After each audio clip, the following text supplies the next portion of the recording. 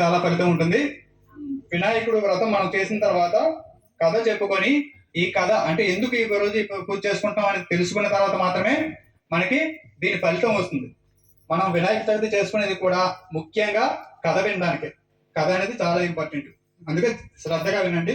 అందులో ఉన్నట్టు కాకుండా కథలాగానే మీకు చెప్తాను. శ్రీమద్ అఖిలాండ కోటి బ్రహ్మాండ నాయకుడినైన భగవంతుని సృష్టి విశేషముకు భారతదేశంలో చాలా కాలం క్రితం చంద్రవంశానికి చెందిన ధర్మరాజు తమ జ్ఞాతుల వలన సిరి సంపదలన్నీ పోగొట్టుకుని భార్యతోనూ నలుగురు తమ్ముళ్ళతోనూ కలిసి వనవాసం చేయొచ్చు ఒకనాడు నైమిషారణ్యం వెళ్ళాడు. అంటే ధర్మరాజు మనకు తెలుసు, ధర్మరాజు పాండవులు మనకు తెలిసిన కథే. కాకపోతే తన బంధువులు, దగ్గర వాళ్ళే, శత్రువులు ఎవరో కాదు, తన రక్త సంబంధికులే, తన బంధువులే, వారి చేతిలో మోసగింపబడి మొత్తం తన సంపదనంతా కోల్పోయి అడవుల పాలయ్యాడు. అలా అడవుల పాలైనప్పుడు అడవుల్లో ఉండి కనిపించకూడదు, ఎవరికి కూడా 12 సంవత్సరాల పాటు మీరు కనిపించకూడదు. ఒకవేళ మధ్యలో ఎవరైనా కనిపిస్తే మళ్ళీ ఇంకో 12 సంవత్సరాలు చేయాలనే టైపు నిబంధనలు ఉంటాయి. అలా 12 సంవత్సరాలు వదిలి వెళ్ళిపోయినప్పుడు నైమిషారణ్యంలోకి వెళ్ళారు. అరణ్యం పేరు నైమిషారణ్యం. అక్కడికి వెళ్ళిన తర్వాత అక్కడ సౌనికాది ఋషి మునులకు అనేక పురాణ రహస్యాలను బోధించుతున్న సూత మహాముని దర్శించారు.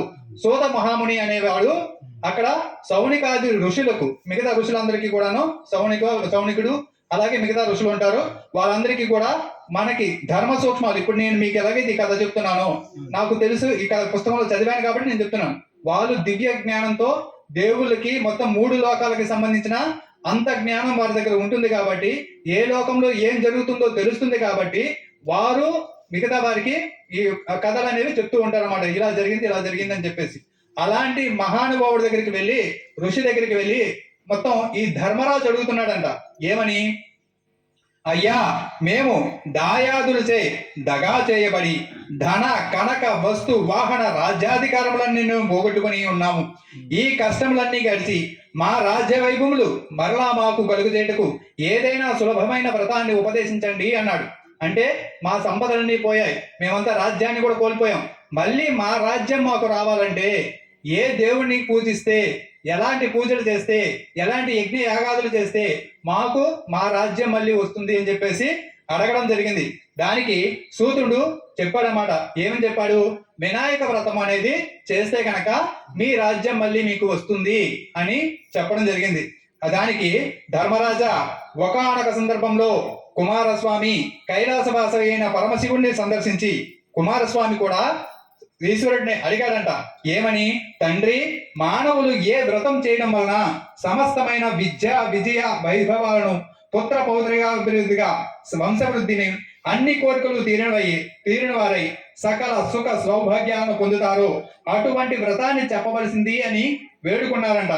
దానికి సమాధానంగా శివుడు, నాయనా కుమారస్వామి అంటే తండ్రిని కుమారస్వామి అడిగాడు. వినాయకుడు తమ్ముడు కదా కుమారస్వామి.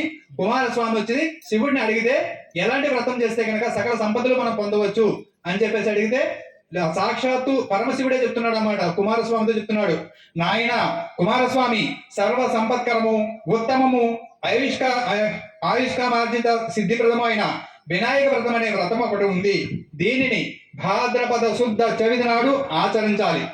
ఆ రోజు ప్రాతకాలమే నిద్రలేచి, భాద్రపద శుద్ధ చవితి అంటే ఈ రోజు మనకేంటంటే మన క్యాలెండర్ ప్రకారం, తిథుల ప్రకారం మనం చేసుకునే దాన్ని బట్టి ఈ రోజు భాద్రపద శుద్ధ చవితి అన్నమాట.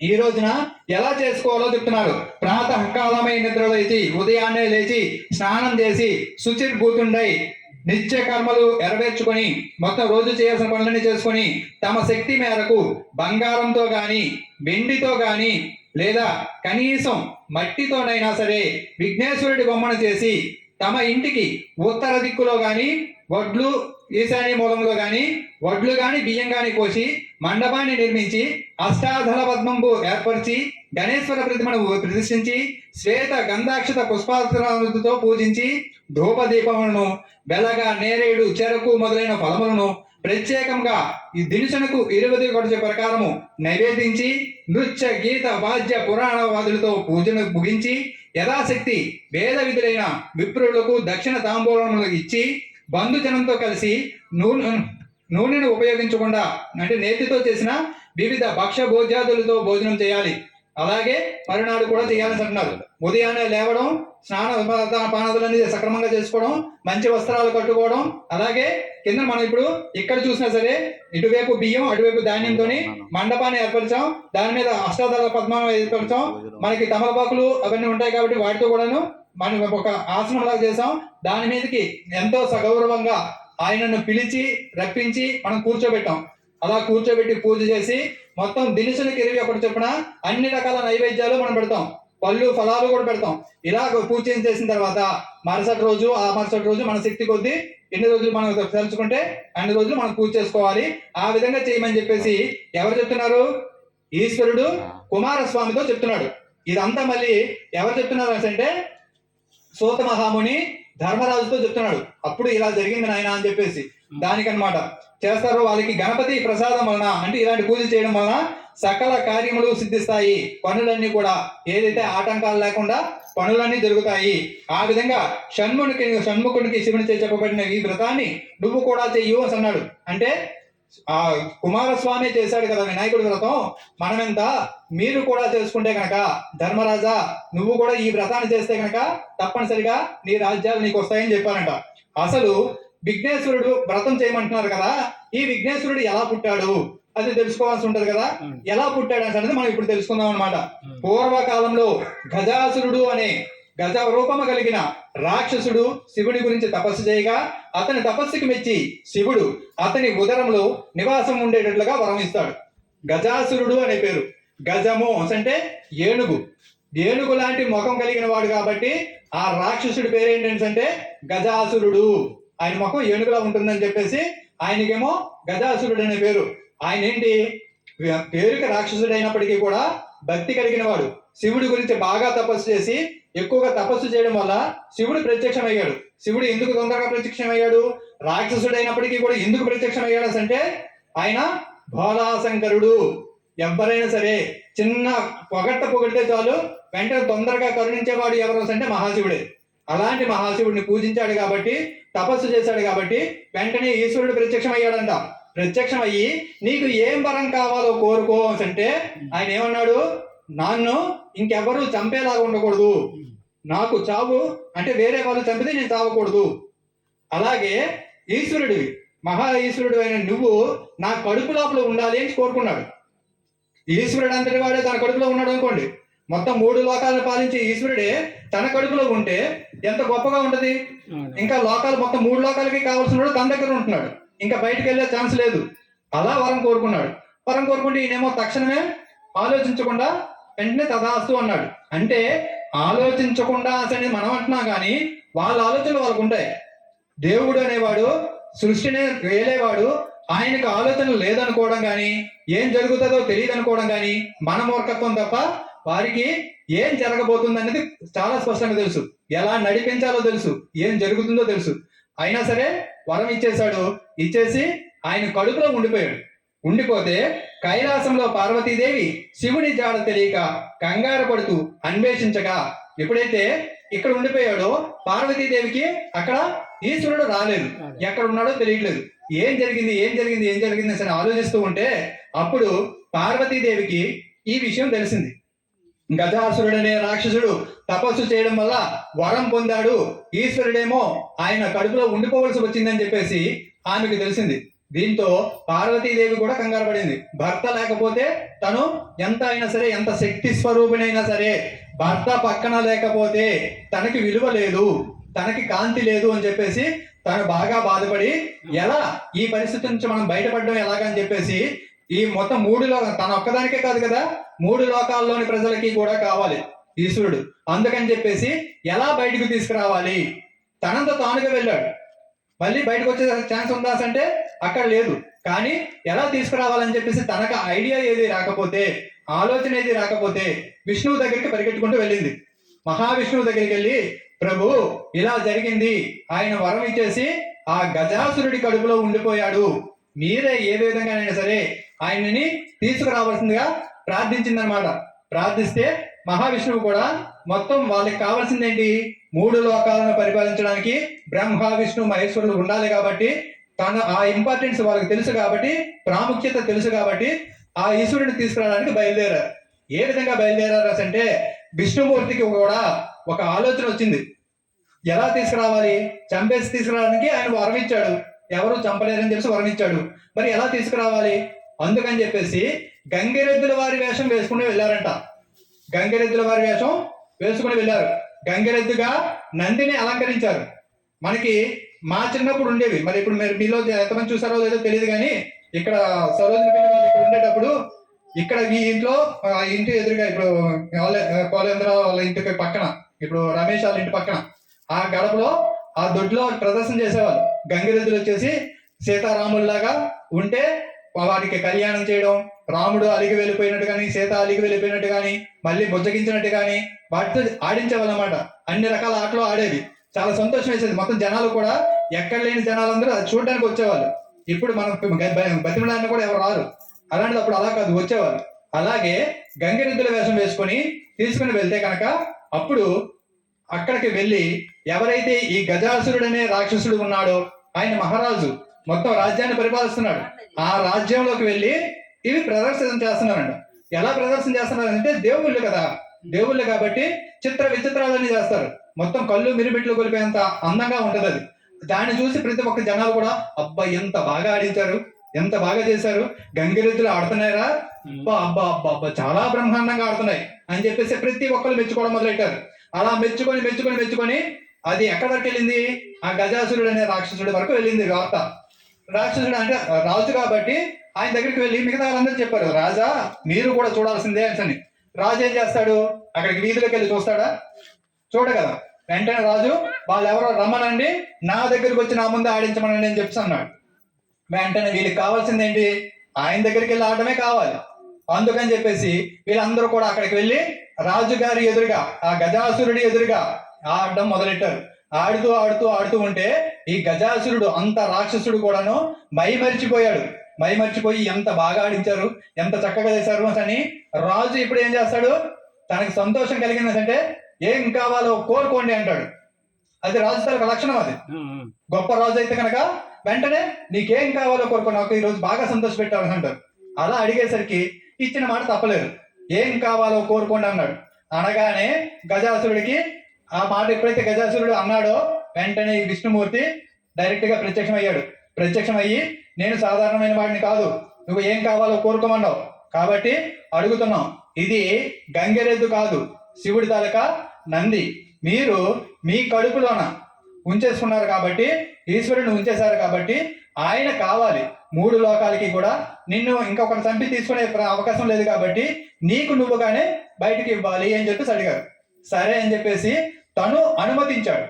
తను అనుమతించిన తర్వాత నన్ను చంపి తీసుకోవచ్చు అని చెప్పి అప్పుడు అన్నాడు అనమాట. అప్పుడు గంగిరెద్దు వచ్చేసి కడుపుని చీల్చుతుంది. కానీ చీల్చక ముందే తనకు తెలిసిపోయింది వీళ్ళు ఎలాగో వచ్చారు, నన్ను ఇప్పుడు పొట్టలోంచి ఆయన బయటకు రావాలంటే నేను చనిపోతాను కదా వస్తారు, నేను చనిపోకుండా రాదు కదా అని చెప్పేసి కడుపులో ఉన్న ఈశ్వరుడిని అడిగాడు. ఏమని? నా తల ఏదైతే నా తల ఉందో ఇది లోక పూజ్యం కావాలి, ప్రతి ఒక్కరు కూడా నా తలకు ముక్కాలి, నన్ను చూడగానే నా శరీరం ఉంది, నా శరీరాన్ని కూడా చాలా గౌరవంగా చూసుకోవాలి అని చెప్పేసి ఆయన వరం కోరుకున్నాడు. మళ్ళీ ఈశ్వర నిన్ను బయటకు తీసుకొస్తున్నాను కానీ నాకు మాత్రం ఈ అవకాశం ఇవ్వండి అని చెప్పేసి దానికి కడుపులోంచే ఈశ్వరుడు సమ్మతించాడు. సమ్మతించిన తర్వాత నందీశ్వరుడు వచ్చేసి పొట్టను చీల్చితే ఈశ్వరుడు బయటకు వచ్చాడు. గజాసురుడు అక్కడ చనిపోయాడు. గజాసురుడు చనిపోతే అక్కడికి అక్కడ అయిపోయింది కదా, వెళ్ళిపోవాలి కదా. కానీ ఈశ్వరుడు ఏం చేశాడు? ఆ తలను తీసేసి ఆ తలను తీసుకొని తనతో పాటు తీసుకెళ్ళడం మొదలెట్టాడు. ఎక్కడికి? కైలాసానికి, తన నివాసానికి. తన నివాసానికి వెళ్ళేటప్పుడు అక్కడి నుంచి తీసుకెళ్తున్నాడు. తీసుకెళ్తున్నాడు. అలా తీసుకెళ్లేటప్పుడు ఎందుకు తీసుకెళ్తున్నాడు అనేది కూడా మనకి తెలుస్తుంది.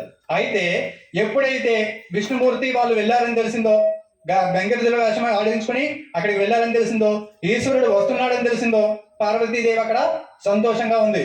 ఎంత సంతోషంగా ఉందంటే భర్త వచ్చేసరికి తను కూడా చాలా సంతృప్తిగా కనిపించాలి, చాలా రోజుల తర్వాత కడుపులో ఉండిపోయిన తర్వాత వస్తున్నాడు కదా అని చెప్పేసి తను చక్కగా తయారవ్వాలని చెప్పేసి స్నానం చేసి మొత్తం మళ్ళీ శుచి అయిన వస్త్రాలు ధరించి వద్దామని అనుకుని స్నానం చేయడానికి వెళ్ళింది. స్నానం చేయడానికి వెళ్ళేటప్పుడు నలుగు పిండి ఉంటది కదా, సున్ని పిండి నలుగు పిండి అంటాం కదా, ఆ పిండితో మొత్తం ఏదో ఆట సరదాగా ఉండేటప్పుడు చూడండి, మనం ఏదైనా ఒక అబ్బాయి ఇప్పుడు మన జగదీష్ లాంటి వాడు ఫోన్ లో మాట్లాడుతుంటానుకో, అవతల వాళ్ళు ఎవరైనా అమ్మాయిలు కనుక అయ్యారనుకోండి, తను ఏం చేస్తాడు, పక్కన ఉన్న చెట్టుని ఇలా గెల్లడం, ఏదైనా కొంచెం గెల్లడం గిచ్చడం ఏదో ఒకటి చేస్తుంటాడు. డైరెక్ట్ గా ఉండడు కదా. ఖచ్చితంగా అబ్బాయిలైనా అమ్మాయిలైనా సరే అవతల కొంచెం మనసు ఎక్కువ ఉల్లాసం జరిగేటప్పుడు దేన్నో ఒకదాన్ని కాళ్ళు ఇలా ఈడ్చుకుంటూనే తన్నుకుంటూనే చేస్తారు, ఏదో ఒకటి చేస్తారు. అలాగే పార్వతీదేవి కూడా సంతోషంతో ఉంది కాబట్టి ఆమె సున్ను పిండితో నలుగు పిండితోని మొత్తం ఇలా ఇలా చేసుకుంటూ ఒక బొమ్మను చేసింది. బొమ్మలాగా కూడా బొమ్మ కూడా అనుకోలేదు, కానీ అలా అలా మాటలు చేసింది. చూస్తే కొంతసేపు అయిన తర్వాత ఆవిడకి ఏమనిపించింది, ఇదేదో ఒక బాలుడి బొమ్మలాగా అనిపించింది. చూడగానే ఒక చిన్న అందమైన బాలుడి ఆకారంలో వచ్చింది కదా, నిజంగా బాలులాగే ఉంది, ఇంత అందంగా ఉంది అని చెప్పేసి ఈ బొమ్మకే మనం ప్రాణం పోస్తే ఎలా ఉంటుంది అని చెప్పేసి ఆలోచించింది. చిన్న బొమ్మ, ఆ చిన్న బొమ్మకి ప్రాణం పోసింది. ప్రాణం పోసిన తర్వాత చిన్న బొమ్మని పెద్ద చేసుకుంటారు, మొత్తం పెరుగుతారు. కావాలంటే దేవుడు కావాలంటే ఒక క్షణంలోనే అంత పెద్దోడు అయిపోగాడు, ఇంత చిన్నోడైనా అయిపోగాడు. దేవుళ్ళు కాబట్టి ఆ శక్తి కూడా అన్ని శక్తులు దారపోసింది. తను వచ్చేసాడు, బయటకు వచ్చిన తర్వాత పిల్లాడు తయారైపోయాడు. ఆ పిల్లాడికి ఏం చెప్పింది, నాయనా నువ్వు నా కొడుకువు కదా, నేను స్నానం చేసి వస్తాను, నువ్వు ఇక్కడ ద్వారం దగ్గర కాపలా ఉండు, ఎవరిని కూడా లోపలికి రానివ్వద్దు అని చెప్పింది. సరే అని చెప్పేసి స్నానం చేయడానికి వెళ్తే ఈలోగా ఈశ్వరుడు మొత్తం సంతోషంతోనే వచ్చేస్తున్నాడు అన్నమాట. వచ్చేసి ద్వారం దగ్గరికి వచ్చాడు. వచ్చి రాగానే చూశాడు, లోపలికి వెళ్ళిపోదాం అనుకుంటే పిల్లాడు అడ్డగిస్తున్నాడు. నువ్వు లోపలికి వెళ్ళడానికి వీల్లేదు అంటాడు. పిల్లాడికి ఏమో ఈయన ఎవరనేది తెలియదు. తండ్రికి మాత్రం తెలియదు అని మనం అనుకుంటాం, లోకాలన్నిటికీ కూడా తెలియదు అనేసే చెప్తారు. కానీ ఆయనకి తెలియకుండా ఎందుకు ఉంటది? ఆయన మహాజ్ఞాని అయినా సర్వేశ్వరుడైనా ఆయనకి తెలియకుండా ఉంటదా? ఖచ్చితంగా తెలుసు కదా. అది తెలుసు అన్న విషయం కూడా మనం ఎందుకు తెలుసు అన్నది కూడా చెప్తాను. ఎందుకంటే వచ్చాడు, నువ్వు నన్ను అడ్డగించడం ఏంటి, నన్ను ఆపడం ఏంటి, నువ్వు చూస్తే చిన్నపిల్లాడివి అని చెప్పి అన్నాడు. లేదు లేదు, ఇద్దరికి కూడా వాదన జరిగింది. వాదన జరిగితే ఈశ్వరుడికి మహాకోపం వచ్చేసింది. మహాకోపం వచ్చేసి తన శిరస్సుని ఖండించేసి త్రిశూలంతో తన శిరస్సుని తీసేసి ఆ శిరస్సుని కూడా భస్మం చేస్తాడు. మూడో కన్ను తెరిచి మరి భస్మం చేస్తాడు. భస్మం చేసేస్తే ఆ తర్వాత పార్వతీదేవి స్నానం చేసి వచ్చింది, చూసే తల లేకుండా ఒక శరీరం పడిపోయి ఉంది, ప్రాణం లేకుండా ఉంది. ఎంతైనా సరే తన కొడుకు కాబట్టి, తనకి మాతృమూర్తి కాబట్టి, ఇంత ప్రేమతో తయారు చేసింది కాబట్టి తనకి పశ్చాత్తాపం చెందింది, బాధపడింది. ఇంత బాధపడితే అప్పుడు ఈశ్వరుడు అడిగాడు, ఏంటి ఏం జరిగింది? తనకి ప్రాణం తిరిగి ఇవ్వండి అని. నిజానికి ఆయనకి తెలియదు అని అనుకుంటామా? ఆయనకి తెలియని వాడైతే అక్కడి నుంచి ఆ గజాసురుడి తల ఎందుకు తీసుకొచ్చాడు? ఆయనకి తెలుసు పిల్లాడి తల తీసేయక ముందే ఈ తలని అక్కడ అమర్చచ్చు అని చెప్పేసి ఆయన అనుకున్నాడు కాబట్టి ఆ విధంగా జరిగింది. ఆ తలను తీసుకొచ్చి మళ్ళీ ఈ చాలా టెక్నాలజీ ఇప్పుడు మనకు వస్తున్నాయి. ఏది పంది తాలూకా కిడ్నీ తీసుకొచ్చి మనిషికి పెట్టడం, ఏదైనా కోతి తాలూకా గుండెకాయ తీసుకొచ్చి మనిషికి పెట్టడం, ఇలాంటివన్నీ చేస్తున్నాం. దేవాది దేవుళ్ళైన వారు తలుచుకుంటే చేయలేరా? తీసుకొచ్చి ఈ బాలుడికి పెట్టారు. మళ్ళీ బాలుడు బ్రతికాడు. బ్రతికిన తర్వాత కూడా ఆ తర్వాత కొంతకాలం అయిన తర్వాత ఏమైంది? విఘ్నాధిపత్యం అంటే ఏదైనా పూజలు చేసే మొత్తం ఆ పూజలో కూడా అవాంతరాలు లేకుండా సక్రమంగా ఉండాలి. ఏ దేవుడిని పూజించినా మళ్ళీ మొదట ఇంకొకరిని పూజించాలి. అలాంటి పదవి ఒకటి ఇవ్వాలి. ఇప్పుడు ఈశ్వరుడు ఉన్నాడు, బ్రహ్మదేవుడు ఉన్నాడు. ఏం చేస్తాడు అంటే బ్రహ్మదేవుడు ఉన్నాడు, ఏం చేస్తాడు అంటే వినాశనం చేస్తాడు. లాస్ట్కి వచ్చేసరికి అందరినీ కైలాసానికి పంపించే ఏర్పాటు చేస్తాడు. విష్ణుమూర్తి ఉన్నాడు, ఆయన లోకం మొత్తం సభ్యంగా జరిగేలా పరిపాలిస్తాడు. ఇవన్నీ చేసేటప్పుడు అలాంటివి ఈయన ఏం చేస్తారు అంటే ఒక పదవి ఉంది. ఆ పదవి ఏమో ప్రతి పూజకి కూడా ముందు ఆయన తలుచుకోవాలి. పదవి ఉంది, అది ఎవరికి ఇవ్వాలి అలా అనుకుంటుండేటప్పుడు కుమారస్వామి, వినాయకుడు వీళ్ళిద్దరి పేర్లు చెప్పారు దేవతలు. వీళ్ళిద్దరిలో ఒకరికి ఆ పదవి ఇవ్వాలి. వెంటనే పోటీ పెడదాం. ఏంటి ఆ పోటీస్ అంటే దేశంలో ఉన్న నదులన్నిటినీ పవిత్ర నదులన్నిటిలో కూడా దేశం మొత్తం మీద ఎన్ని నదులు ఉన్నాయో అన్ని నదుల్లోకి వెళ్ళి స్నానం చేసి ఎవరు ముందుగా వస్తారో వారికి ఈ పదవి ఇస్తాము అని చెప్పి అన్నారంట. వెంటనే కుమారస్వామి తనకు వాహనం ఏంటి? నెమలి. నెమలి ఎక్కాడు, రైన వెళ్ళిపోతున్నాడు, నెమలితో ఎగిరిపోయాడు. కానీ వినాయకుడి తనకు వాహనం ఏంటి? ఎలుక. ఆ ఎలుక మీద వెళ్తే ఎంత దూరం వెళ్తాడు? వెళ్ళగలడా? చాలా స్లోగా వెళ్తుంది, మొత్తం వెళ్ళడం కూడా కష్టం తనకున్న వెయిట్ కి కానీ ఇది కానీ. అయితే మరి తను ఏం చేశాడంటే కొంచెం తెలివిగా ఆలోచించి, తండ్రి నాకు ఇంత శరీరం ఉంది, ఇంత శరీరంతో నేను అంత దూరం వెళ్ళలేను, మీకు తెలుసు ఆ విషయం, కానీ మీరు ఆ మాట అన్నారు, కానీ నాకు కావాల్సింది ఏంటంటే నా తల్లిదండ్రులే నాకు 3 లోకాలతో సమానం. తల్లిదండ్రి అనేవాళ్ళు 3 లోకాలతో సమానం కాబట్టి మీ చుట్టూ ప్రదక్షిణ చేస్తాను, నాకు అనుమతి ఇవ్వండి అని చెప్పేసి, అంటే ఓం నమో నారాయణాయ అనే మంత్రాన్ని కూడా చెప్పేసి, నారము అంటే నదుల ద్వారా నీరు గురించి అర్థం వస్తుంది అన్నమాట. అలా ఓం నమో నారాయణాయ మంత్రాన్ని చెప్తూ ఈ పార్వతీ పరమేశ్వరుల చుట్టూ 3 ప్రదక్షిణలు చేశాడంట.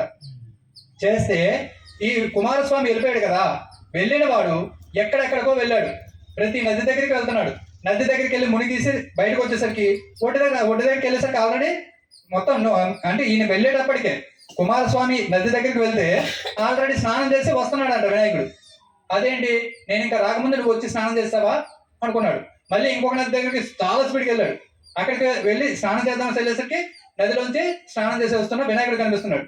ఎక్కడికి వెళ్ళినా ఎన్ని చోట్లకు వెళ్ళినా వినాయకుడు ఇతని కంటే ముందు, కుమారస్వామి కంటే ముందు స్నానం చేసి వస్తున్నట్టుగా కనిపించింది. వెంటనే వచ్చేసాడు కైలాసానికి. వచ్చేసి కుమారస్వామి ఈశ్వరుడు అంటున్నాడు, తండ్రి గారు నేను ఎన్ని దగ్గరికి వెళ్ళినా సరే నాకంటే ముందే అన్నయ్యే స్నానం చేశాడు, నేను కాదు, నాకంటే ముందు అన్నయ్య స్నానం చేశాడు కాబట్టి అన్నయ్యకే ఆ పదవిని ఇవ్వండి, విఘ్నాధిపత్యము అంటారు దాన్ని, విఘ్నాలన్నిటికీ కూడా అధిపతిగా చేయండి అని చెప్పేసి అంటారు. అది ఆ విధంగా ప్రదక్షిణ ద్వారా లభించింది. అయితే ఎప్పుడైతే ఇలా చేశారో దానికి అందరూ సంతృప్తి చెందారు. అందరికి ఒక పెద్ద పదవి వచ్చింది అనుకోండి, ఏం చేస్తాం, మన ఇంటికి మన ఊరు ఒక పెద్ద ఎమ్మెల్యే వచ్చాడు అనుకోండి, ప్రతి ఒక్కరం కూడాను ఒక్కొక్క ఇంటి నుంచి ఒక పండు బలమో ఏదో ఒకటి తీసుకెళ్ళి ఇస్తాం, సంతోషంగా ఇస్తాం. అలాగే ఎవరైతే విఘ్నాధిపత్యం ఇచ్చేశారో ఆయన్ని చూసి, వినాయకుడిని చూసి ప్రతి ఒక్కరు తీసుకొచ్చి ఇన్ని రకాల వంటలు తీసుకొచ్చి పెట్టారు. రకరకాల వంటలు, మనం ఎన్ని రకాలు పెట్టామో అంతకి 100 రెట్లు ఎక్కువ వంటకాలు పెట్టారు. ఏది కాదండు అన్ని తిన్నాడు మా పోలిబాబు. మొత్తం ఏదైనా మొత్తం తినేసి ఇంత కడుపు తయారైంది. అంత కడుపు తయారయ్యేసరికి ఈశ్వరుడి మొత్తం నడవడానికి కానీ కూర్చోడానికి కానీ ఆయాసం ఉంటుంది కదా, అలా ఆయాసపడుతున్నాడట. ఆయాసపడుతూ ఉంటే లాస్ట్కి తల్లిదండ్రులకి ప్రణామం చేయాలి అనుకునేటప్పుడు కష్టాలు పడుతున్నాడు. వంగలేక ఇబ్బంది పడుతూ ఉంటే ఈశ్వరుడి నెత్తి మీద ఉన్న చందమ నవ్వేసరికి ఎక్కడ లేని ఉక్రోషం వస్తుంది కదా, ఆ ఉక్రోషం బాగా కోపం వచ్చేసరికి వినాయకుడి తలకు పొట్ట పగిలిపోయి మళ్ళీ చనిపోయాడు. మొత్తం పొట్టలో ఉన్న తినుబండాలన్నీ బయటకు వచ్చేసాయి. పాములు ఉన్నాయి, పాములతో కుట్టారంట ఆ కడుపుని.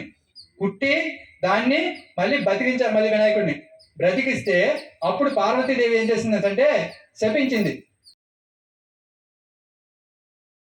నా కొడుకుని చూసి నువ్వు నవ్వినంత తోడివా, అలా నవ్వుతావా అని చెప్పేసి వెంటనే శపించేసి, నీ మొహం ఎవ్వరు చూసినా సరే వారికి చెడ్డ పేరు వస్తుంది, నిందలు వస్తాయి, నిన్ను ఎవ్వరూ చూడకూడదు, నిన్ను చూసిన ప్రతి ఒక్కరికి నిందలు వస్తాయని చెప్పేసి శపించేసింది. శపించేస్తే లోకాలు ఏమైనా సరే చంద్రుడిని చూడకుండా ఉండగలవా? మొత్తం మనం బయటికి వెళ్ళామంటే రాత్రి సాయంత్రం అయినా సరే ఆకాశం వైపు చూడకుండా ఎవరు ఉండరు, చూసిన తర్వాత చంద్రుడు కనిపించకుండా ఉండడు. అలా పడితే అప్పుడు మళ్ళీ ఒక ఉపశమనం కలుగజేయడానికి దానికి ఏం జరిగిందంటే శ్రీకృష్ణుడు అంతటి వాడే తప్పించుకోలేకపోయాడంట. ఏది, చంద్రుడిని చూడకుండా ఉండలేకపోవడం అనేది ఎలాగనేది అది కూడా కథ ఉంటుంది మనకి. ఆ పాల కొండలోన అందులో చూసేసాడంట కృష్ణుడు అందులో చూసిస్తే ఆయనకి తెలుసు ఈరోజు చంద్రుడిని చూడకూడదు అని తెలుసు, కానీ చూసేశాడు. అలా చూడడం వల్ల అనుకున్నాడు నాకేదో నింద వస్తుంది, ఏంటా నింద అనేది ఐడియా లేదు, తెలియదు. వాడి దగ్గర ఒక మణి ఉంటది, ఆ మణి బంగారాన్ని ఇస్తుంది, రోజు కూడాను కొంత బంగారం ఇస్తుందంట. అంత మణి ఉంది, బంగారం ఇస్తుంది, ఆ బంగారం ఇచ్చే మణి నాకు ఇవ్వు అని చెప్పేసి అడిగాడంట ఒకసారి. ఎవరు? నీ దగ్గర ఉండకూడదు, రాజులు లాంటి మా దగ్గర ఉంటే కనుక ఎవరైతే పేదవాళ్ళు ఉంటారో వాళ్ళకి నేను పెంచి పోషిస్తాను కదా, ప్రజలందరికీ పెంచి పోషించే వాళ్ళం మేము కదా, మా దగ్గర ఉండాలి. నీ దగ్గర ఉంటే ఎందుకు, నీ ఒక్కడికే ఉపయోగపడుతుంది, నా దగ్గర ఉంటే లోకాన్ని మొత్తానికి ఉపయోగపడాలి, నేను ఇవ్వను అన్నాడు సత్రాజిత్. కొంతకాలం అయిన తర్వాత ఈ సత్రాజిత్తుకి తమ్ముడు ఒకడు ఉన్నాడు, ఆయన పేరు ప్రసేనుడు. ఆయన ఏం చేశాడు, ఈ మణిని తీసుకుని అడవిలోకి వెళ్ళాడు, వేట కోసం వెళ్ళాడు. వేట కోసం వెళ్తే కొంత దూరం వెళ్ళిన తర్వాత ఒక సింహం అతను చూసి ఆ మెడలో ఉండేది ఒక మాంసం ముక్కలా కనిపించిందంట దానికి. ఆ మణిని చూసి దాని కాంతిని చూసి మాంసం ముక్కలు అనుకొని అతన్ని చంపేసి తీసుకుని వెళ్ళిపోయింది అది సింహం. కొంత దూరం వెళ్ళిన తర్వాత ఆ సింహానికి ఒక ఎలుగుబంటి చూసింది. ఆ ఎలుగుబంటి ఏం చేసింది, సింహంతో గట్టిగా పోరాడి ఆ ఏదైతే మణి ఉందో ఆ మణిని తీసుకుని ఈ ఎలుగుబంటి వెళ్ళిపోయింది. జాంబవంతుడు అంటాం. ఆ జాంబవంతుడు తీసుకుని వెళ్ళిపోయాడు. వెళ్ళిపోయి ఒక గుహ ఉంటే ఆ గుహలో తనకి కూతురు ఉంది, జాంబవంతుడికి ఒక కూతురు ఉంటే ఆ ఉయ్యాల్లో ఆడుకోవడానికి కట్టాడంట. కడితే అక్కడ ఉంది. కానీ ఇదంతా ఎవరికి తెలుసు, మనం చెప్పుకుంటున్నాం, మన కథ మనకు తెలుసు కాబట్టి, నేను చదివాను కాబట్టి మనకు తెలుసు. కానీ అక్కడ జనాలకు తెలుసా, ఇతను మెడలో వేసుకెళ్ళినట్టు తెలియదు, సింహం చంపినట్టు తెలియదు, అక్కడ నుంచి ఎలుగుబంటి తీసుకెళ్ళినట్టు తెలియదు, ఇవేవి తెలియదు. కానీ ఈ ప్రెసిడెంట్ ఎప్పుడైతే చనిపోయాడో, ఆయన శరీరం ఎప్పుడైతే కనిపించిందో వెంటనే ఈ సత్రజిత్ ఏమన్నాడు, శ్రీకృష్ణుడు నన్ను మొన్న అడిగాడు మని, అడిగిన తర్వాత ఆయనే తీసుకెళ్ళిపోయి ఉంటాడు, నా కొడుకుని నా తమ్ముడిని ఆయనే చంపేసి ఉంటాడు, ఆయన చంపేసి తీసుకెళ్ళిపోయాడు అని చెప్పేసి నింద వేయడం మొదలెట్టాడు. నింద వేస్తే ఊరుకుంటారా జనాలు? ఎలాంటి జనాలు మనకు తెలుసు కదా. మొత్తం ఇన్ని సంవత్సరాలున్నా నాగేష్ లాంటి వ్యక్తి, మొత్తం ఎలాంటి వ్యసనాలు లేని వ్యక్తి, మంచివాడు అని అందరికీ తెలిసినా సరే ఎవరైనా ఒకడు నాగేష్ పెద్ద ఎదవ రాసంటే ఏమంటారు, నిజమా అంతటి ఎదవా, మాకు తెలియదు అమ్మా, మాకు తెలియదు అమ్మా అంటారు. ఎంత మంచి వాళ్ళమైనా సరే, ఎంత మంచిగా ఉన్నా సరే ఖచ్చితంగా ఆ పేరు వస్తుంది. శ్రీకృష్ణుడు అంతటి భగవంతుడికి కూడాను జనాలు గుసగుసలు ఆడుకోవడం మొదలెట్టారు. చంపేశాడంట, మణిని తీసుకున్నాడట, చంపేశాడంట, మణిని తీసుకున్నాడంట. వెంటనే తను ఆ నిందను మాపుకోవడానికి వెంటనే ఏం చేశాడు, వెళ్ళాడు, అడవిలోకి వెళ్ళాడు, చూశాడు. ఎక్కడైతే చంపబడి ఉందో అక్కడ సింహపు అడుగులు కనిపించాయి. దేవుడు ఆయన శ్రీకృష్ణుడు అంటే వారికి అంత కష్టపడక్కర్లా, కానీ మనిషి రూపంలో ఉన్నాడు కాబట్టి వెతికినట్టుగా చేశాడు. అక్కడ వెతికిన తర్వాత సింహం తాలూకు అడుగు జాడలు కనిపించాయి. ఎంత దూరం వెళ్ళిందో చూశాడు. అక్కడికి వెళ్ళిన తర్వాత అక్కడ మళ్ళీ రెండు సింహమును ఎలుగుబంటి కొట్టుకోవడం చూశాడు. ఆ వాటి తాలూకు అడుగులు కనిపించాయి. అక్కడ నుంచి మళ్ళీ సింహం తాలూకు అడుగులు లేకుండా ఒక ఎలుగుబంటి తాలూకు అడుగులు ఉండడం చూశాడు. అవన్నీ వెళ్ళి వెళ్ళి వెళ్ళి ఒక గుహ దగ్గరికి వెళ్ళడం చూశాడు. ఆ గుహలోకి వెళ్ళిన తర్వాత అప్పుడు మణి ఉయ్యాల్లో వేలాడుతూ కనిపించింది. పాప అక్కడ ఉంది. వెంటనే చూసి నాకెందుకు ఆ పాప, ఎవరైతే నాకెందుకు, నాకు కావాల్సింది మణి కదా అని చెప్పేసి మణి తీసేసి తెచ్చేద్దాం అనుకుని వచ్చాడు. ఇంతలో పాప మణి ఎప్పుడైతే తీసాడో పాప ఏడవడం మొదలెట్టింది. పాప ఎప్పుడైతే ఏడవడం మొదలెట్టిందో పాప తలకు తండ్రి జాంబవంతుడు వచ్చేసి భీకరంగా వచ్చేసాడు. ఎవరు, నేను తెచ్చిన మణిని తీసుకెళ్ళిపోవడానికి ఎవరిదని చెప్పేసి యుద్ధం చేశాడు. ఎన్ని రోజులు, ఒక రోజు 2 రోజులు కాదు, 28 రోజుల పాటు అడిసిపోకుండా యుద్ధం చేశారు. ఇద్దరు తగ్గట్లా. ఆయన 10 దెబ్బలు కొడితే ఈయన ఒక 10 దెబ్బలు కొడుతున్నాడు. కొట్టుకుంటున్నారు, ఇలా అవుతున్నారు తప్ప శక్తి మాత్రం తగ్గట్లా. 28వ రోజు వచ్చేసరికి ఇంకా చూశాడు, అలసిపోయాడు. జాంబవతుడు లాస్ట్ అన్నాడు, నేను ఇంతలా పోరాడుతుంటే నాతో ఇంకెవ్వడు కూడా పోరాడలేడు. కానీ గత జన్మలో ఏదైతే రాముడిగా ఉండేటప్పుడు అప్పుడు వరం అడిగాడు జాంబవతుడు, అప్పుడు వరం అడిగాడు, నీతో నాకు యుద్ధం చేసే అవకాశం ఇవ్వుదేవా అని చెప్పేసి. ఏదైతే లంకకెళ్ళి సీతమ్మని తీసుకొచ్చిన తర్వాత జాంబవంతా నువ్వు చేసిన సహాయానికి నీకేం వరం కావాలో కోరుకోసంటే కొంచెం మూర్ఖత్వం ఎక్కువయ్యి నీతో ఫైటింగ్ కావాలన్నాడు. ఎవరు నీతో ఎంత సమవుజ్జి కావాలి, అంత సమవుజ్జితో పోరాడాలని పేరు ఉండదు కదా, ఆ పేరు కావాలని అనుకుని నీతో పోరాడేది కావాలని అంటే ఇప్పుడు కాదు నెక్స్ట్ జన్మలో పోరాడుతూలే అని చెప్తూ అంటాడు. అది ఈ కృష్ణుడి అవతారంలో కృష్ణుడితో ఇప్పుడు 28 రోజుల పాటు యుద్ధం చేసినా కూడా ఇంకా ఈయన అలసిపోవట్లేదు ఏంటంటే నా రాముడే ఇప్పుడు ఈ కృష్ణుడి రూపంలో వచ్చాడు అని గ్రహించి వెంటనే కాళ్ళ మీద పడిపోయి క్షమాపణ అడిగి తన కూతురినిచ్చి పెళ్లి చేశాడు. తర్వాత వచ్చేసాడు ఎవరు, శ్రీకృష్ణుడు రాజ్యానికి వచ్చేసి జరిగిందంతా అందరికీ చెప్పాడు. ఇదిగో ఇలా జరిగింది, సింహం ఎత్తుకెళ్ళిపోయింది, దాన్ని జాంబవతుడు తీసుకొచ్చాడు, ఇదిగో నీ తలకు మణి ఇదిగో అని చెప్పి సత్రాజిత్కి ఇచ్చాడు. సత్రాజిత్కి ఇస్తే ఇప్పుడులాగా మొత్తం ఏదో తీసుకొని వదిలేయడం కాదు, వెంటనే పశ్చాత్తాపం చెందాడు. సత్రజిత్, నేను ఇంతకాలం నీ మీద తప్పుడుగా వాగాను, తప్పుడు మాట్లాడాను, నువ్వే నా తమ్ముడిని చంపేశామని నిందలు వేశాను, నన్ను క్షమించు అని చెప్పేసి క్షమించమన్నమే కాకుండా తనకి చెల్లి ఒకదో ఉన్నారు సత్యమామ, ఆమెనిచ్చి మరి పెళ్లి చేశాడు. అటు జాంబవతుడి కూతురు, ఇటు సత్యభామ, ఇద్దరు కూడాను పెళ్లి చేసుకున్నారు అనమాట. అలా పెళ్లి చేసుకొని వచ్చేసి ఉన్నారు. అయితే ప్రజలందరూ కూడా అడిగారు శ్రీకృష్ణుడి దగ్గరికి వచ్చేసి, నువ్వు మహానుభావుడివి, నువ్వు దేవుడివి, నువ్వు కాబట్టి అదేదో నిందపడింది, దాన్ని నువ్వు కనిపెట్టగలిగావు. మరి మేము సాధారణమైన పౌరులం, మేము కనుక చందమామను చూసేస్తే మా పరిస్థితి ఏంటి? మేము అంత దినగా నిందలు తప్పించుకోలేం కదా. మరి మేమేం చేయాల్సింటే అప్పుడు చెప్పాడన్నమాట, ఎవరైతే భాద్రపద శుద్ధ జరిగినాడు వినాయక స్వామిని దానికి పూజ చేస్తారో, వినాయకుడిని చూసి నవ్వినందుకు కదా శాపం వచ్చింది. అందుకే వినాయకుడిని గౌరవించి వినాయకుడిని సగౌరవంగా పూజలు చేసి ఎవరైతే ఆ అక్షతలు నెత్తి మీద వేసుకుంటారో వారికి మాత్రం చంద్రుడిని చూసినా కూడా ఎలాంటి నీలాప నిందలు రావు అని చెప్పేసి అప్పుడు వాగ్దానం ఇచ్చాడనమాట. అలా వాగ్దానం ఇవ్వడంతో అప్పటి నుంచి ఇప్పటి వరకు కూడా మనందరం ఆ విధంగా వినాయకుడిని పూజ చేసుకోవడం, ఈ రోజున నెత్తి మీద ఆ పూజ చేసిన అక్షతలు నెత్తి మీద వేసుకోవడం చేస్తాం అనమాట. ఇది వినాయకుడి తోట వ్రత కథ. ఓకేనా? జై బోలో గణేష్ మహారాజ్ కి, జై బోలో గణేష్ మహారాజ్ కి, జై బోలో గణేష్ మహారాజ్ కి. హారతి వెలిగించండి సార్.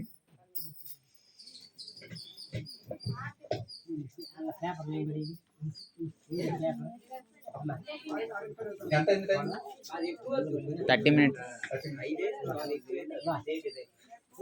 అలా ఉండిపోయింది. ఓన్లీ మీకే ఫోకస్ చేస్తున్నాను.